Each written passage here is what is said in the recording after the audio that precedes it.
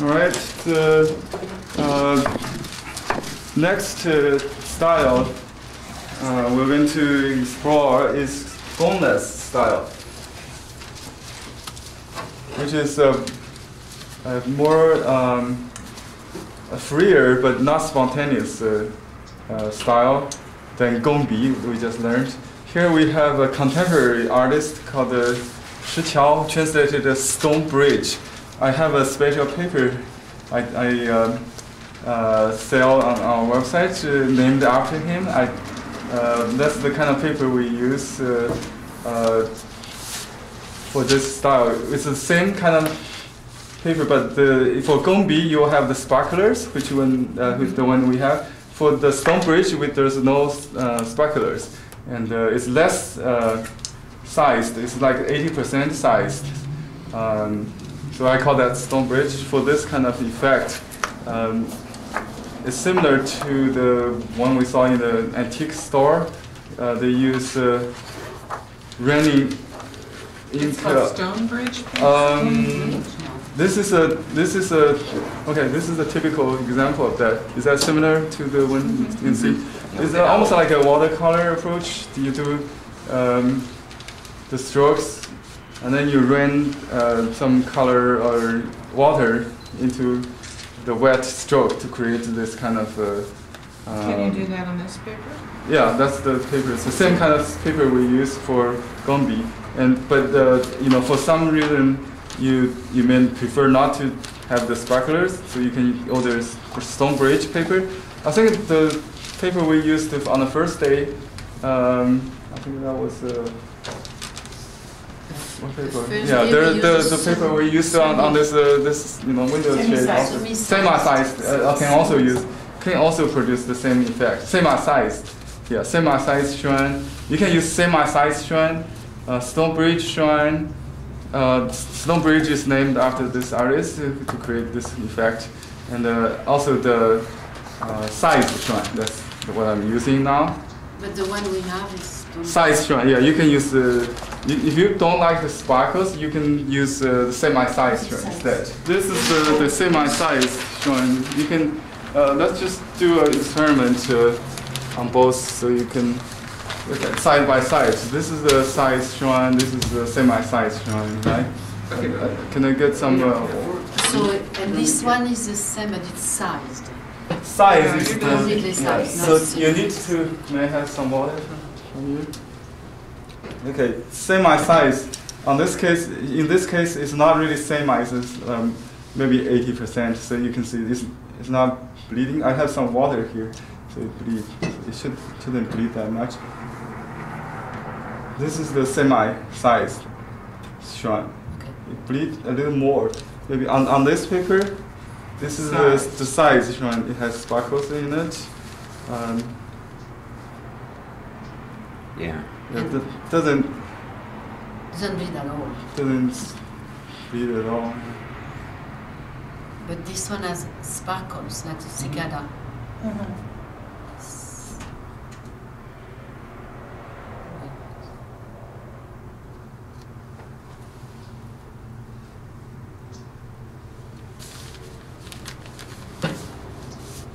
The semi-size is underneath it.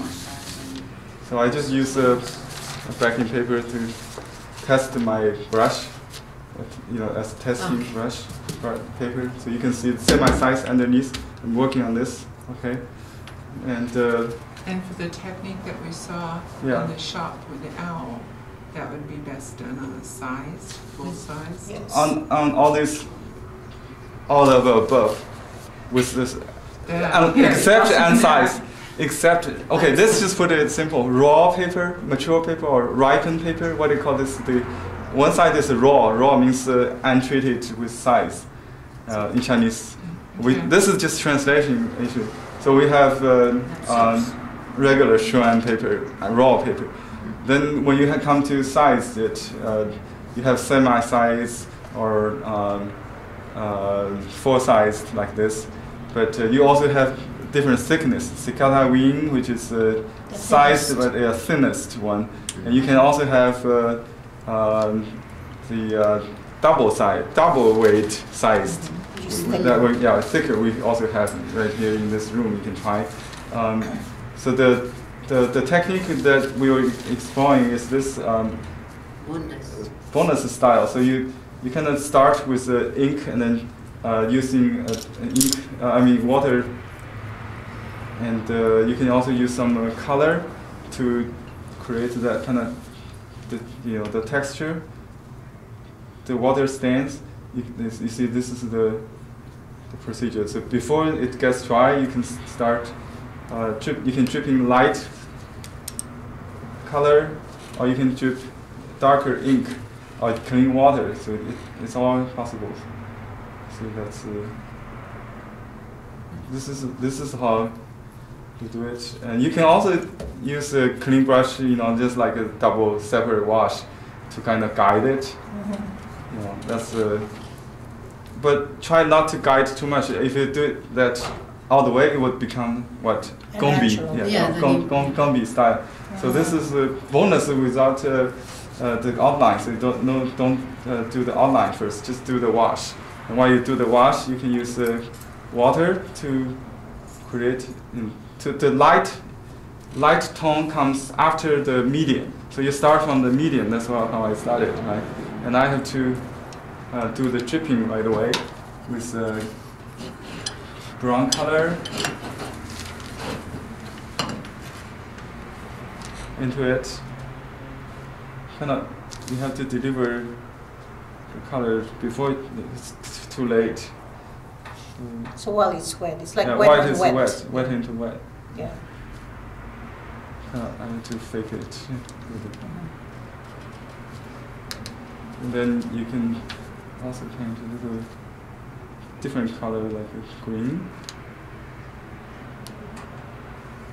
Just re-wet it, and then you can drip a little ink.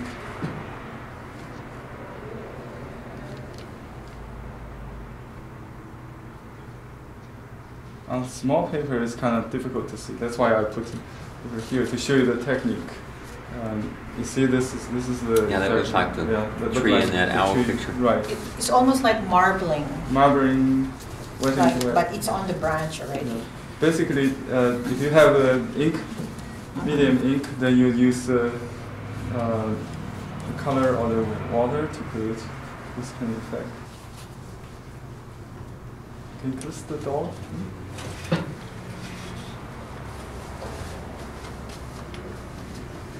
See, that's the water stain. This is on the semi-size. The Stonebridge has similar effect. Sometimes I cannot tell the difference between semi-size and Stonebridge. It's just a different name, same kind of paper. Because the last time when we ordered, we particularly tried to order the same paper that produced this effect. This is the thing I'm trying to do, right? So I'm going to do some leaves that will use the same technique here. So I use a little ink to start with. I don't know what flower would be, but just just show you the technique first. This school is we're talking about the style. It's a bonus style, but the most commonly used in one school called the Lingnan, or the Southern School of Southern China School. So I use ink separately from the color, so I can charge the stroke with the color. While it's still damp, but not if the stroke is too. You have to experiment a little bit. Sometimes if it's too dry or too wet, it won't take any moisture. So you're not supposed to paint. Kind of just drip onto the damp stroke. So you let me do it again. You can also use a little color in the base.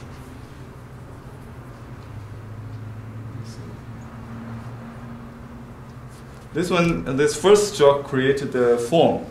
The second one delivered, created texture. the water stains, we call it. And make it sometimes lighter. So the beginning, because when it dries, you can see the effect right now. It drives the ink towards the margin to create this water stain. Water line, not the water line, it will be confused with the Gombi style. The seam line, or outline of the stroke. Right? Same thing on the trunk. And let me just finish all the technique before I finish the painting, so you can see all in a small area like this. Okay. The next I'm going to do is, can I get some rouge? Let me see. I just get fresh ones here. Or peony.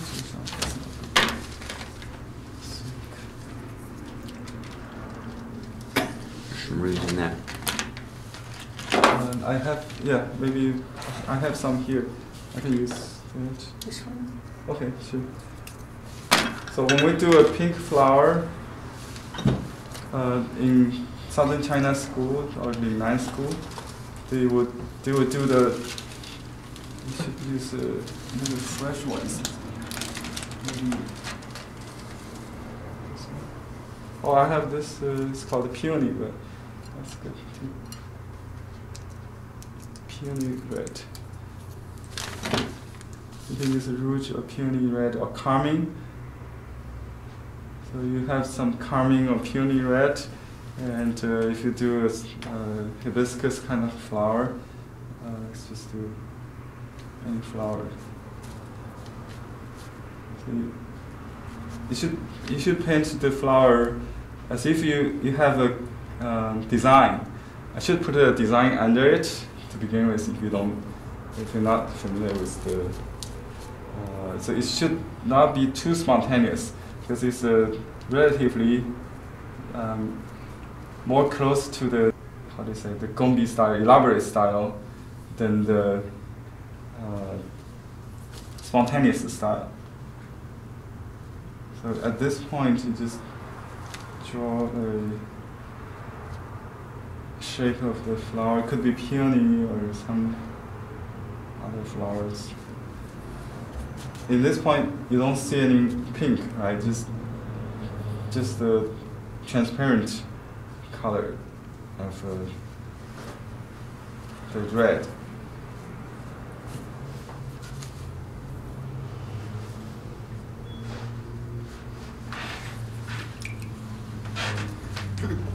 Okay.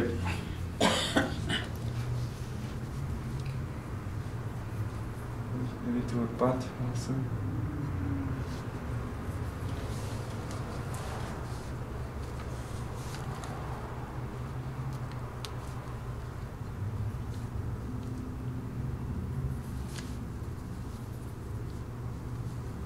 Half bloom, something.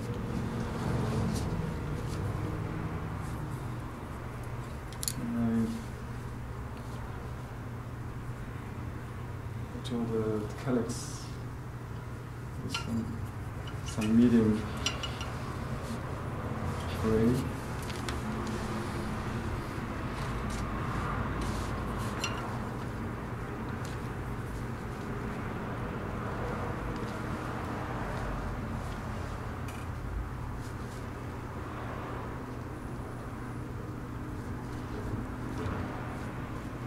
Another characteristic in boneless style is they like a Gombi, they distinguish the back side and the front side. So the back side may be lighter than the front side of leaves.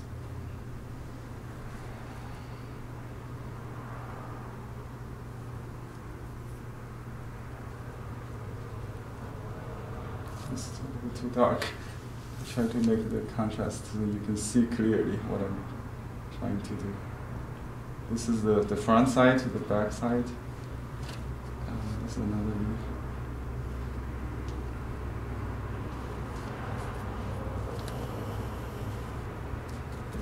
Okay.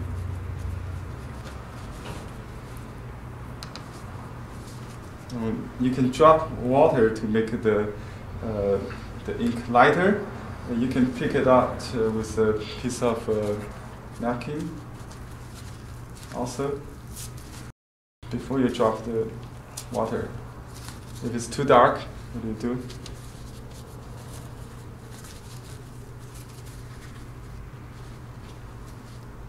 Like, you know what, don't go down. Yeah. Soak it. Yeah. So and then you drop water to make it moisturize again to create that kind of margin. So this is the beauty of sized paper. Can you do it on raw paper and sized paper? No. Because it will absorb it. No, right. So I just try to create the extreme cases. So you don't have to do it in black, but you could make this kind of mistakes, and then you can. But you don't want to try every time just blotting. It will make it unnatural or lose the natural rhythm. So I just show you, but show you a little bit what you could do with this paper, right?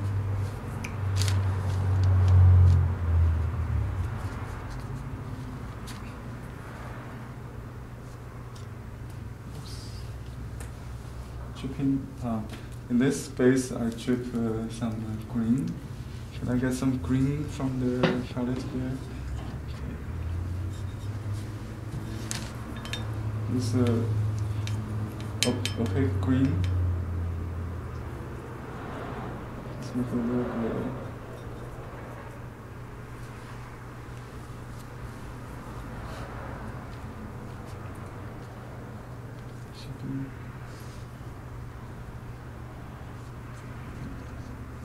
You have to experiment with the right amount and moment.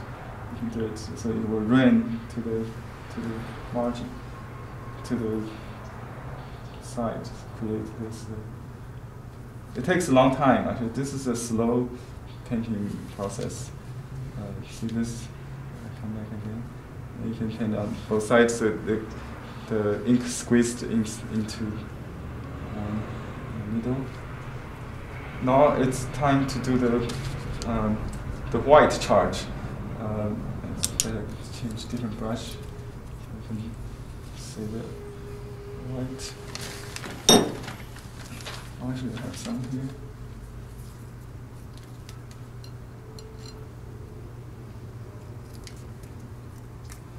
The white color is charged into it with a. Well, you have to have a certain thickness, otherwise it would be not covering the red, right? But not completely, not a straight color from tube, so you have to experiment. It should be dripping. It's about cream, I would say. Milk. Milk? Let's see if it works. Oh, that's perfect. Ooh, ah. Yeah.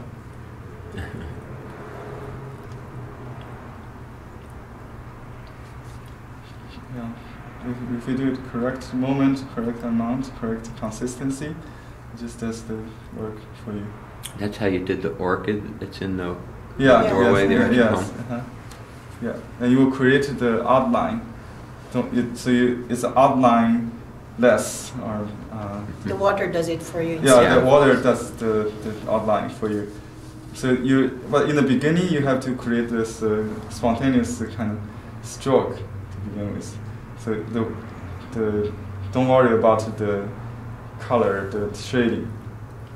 Just do a flat. This already has something nice. I just leave it. You can add some.